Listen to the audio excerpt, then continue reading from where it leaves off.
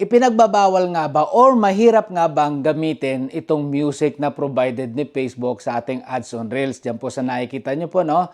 Magkakaroon nga po ba tayo ng violation or copyright? Yan po yung katanungan ni Miss Jill Ann. At the same time po, ito pong ating follower from Baguio City. Shout out po sa inyo, Miss Metanoia. Dahil may pagka-tridor daw po. Ito pong paggamit ng music na nirecommend ni Facebook dito nga po sa Music Sound Collection. Dahil magkakaroon ka ng copyright in the long run.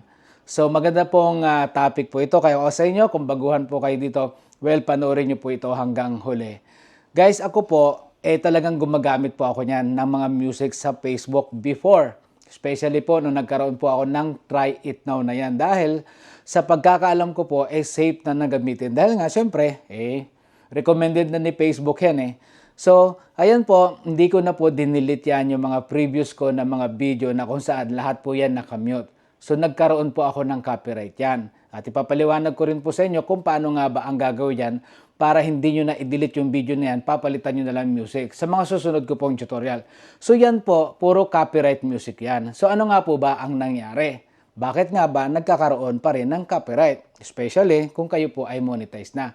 Ayon po sa AI ni Facebook or kay Facebook mismo, ang paggamit po kasi ng mga music po dyan ay meron po kasing lisensya yan. So for example po, ako po yung artist, ako yung kumanta. Ngayon po kayo si Facebook.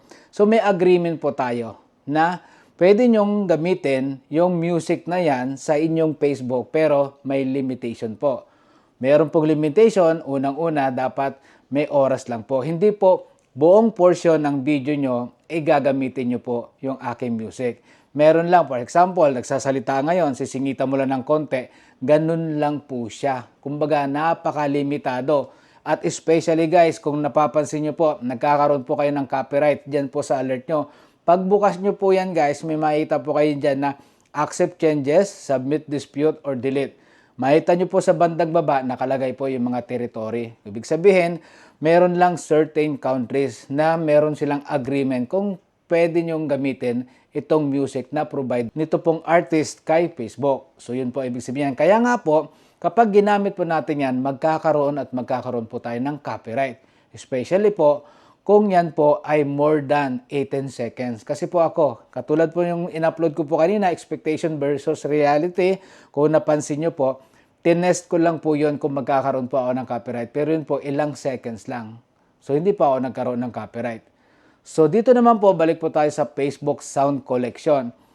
Yes po, sa totoo lang po, napakatagal ko na pong gumagamit ng mga music from Sound Collection. So far, meron po ako na-encounter na isa na nagkaroon po ako ng copyright. Kasi po, yan po kasi, although na provided nga po uli ni Facebook yung music dyan sa Facebook Sound Collection na no copyright, tapos na po yung lisensya ng artist at saka ni Facebook. So kaya magkakaroon po ng copyright. So ganun po yun. Pero safe po siyang gamitin. Kaya po nasabi ni Miss Metanoia, napanood niya po dun sa isang content creator na may pagka-tridor. Kasi nga po, halimbawa po ginamit ko ngayon yung music sa Sound Collection. Tapos naka-upload po siya. Pero yun pala, yung license niya hanggang ngayong December na lang. So, maaari po na nag-appear po yung copyright music this coming January. Kasi nga po, lapse na po yung license. Hindi na po nag-renew ng lisensya itong si artist tsaka si Facebook. So, ganun po yung nangyari. So, much better po, ang advice ko po sa inyo, palagi nyo pong chine-check yung inyo pong mga content kapag kayo po ay nag-upload. Paalala ko lang po ulit, no? Especially po kung kayo po ay mga baguhan dito na hindi pa po kayo monetize. Tapos kayo nag-upload ng mga video na may mga music background po dyan, lalo pa ang haba. Yan po ang isa sa dahilan bakit naka-X yung inyong monetization na nakalagay po na you're not following community guidelines. Isa po yung dahilan na yan. Kaya kung ako po sa inyo, much better kapag kayo po ay nagbablog, magsalita na lang po kayo magsalita, ngumalngal na lang kayo ng umalngal at wala po kayong magiging problema dyan. Kumuha lang po kayo ng konting portion dyan po sa Facebook Music Sound Collection. So, minsan, kapag talagang nangangati yung kamay ko, gumagamit pa rin ako dito sa mga music, sa Try It Now. Ngayon guys, ito meron na ako nakikita na royalty free. Ayan po, yung mga trending na yan, may makikita na po kayong revenue sharing. Dati po wala. Bigla ka na lang pong isusurprise ni Facebook na meron ka na palang kahati. Isipin mo yun. Nagkaroon ka pa ng kahati. Ang hirap kaya na may kahati, di ba? Naranasan mo yan, no? Natatawa ka dyan, eh. So, ganun po yan. So, kung magkano lang kikitain mo dito kay Facebook, tapos revenue sharing pa kayo, mapama-meow ka na lang dyan. At nandito po, guys, sa aking tutorial, kasi matagal ko na po nagawa yung tutorial na yan, kung paano kumuha ng music sa Facebook Sound Collection. Panoorin nyo po dyan sa aking video. Ayan po.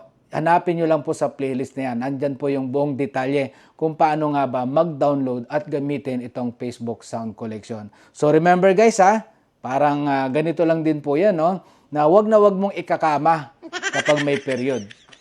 Oh, mali na may iniisip mo natawa ka na naman. Yan po kung paano gumawa ng sentence. Subukan mo kayo magsulat ng kama dyan kapag may period. Siyempre, hindi pwede, di ba? So sana po nakatulong and balik po kayo dito araw-araw sa aking tutorial dahil kay Nutnut Palaboy, may natutunan ka na, nakabungis-ngis ka pa. Bye!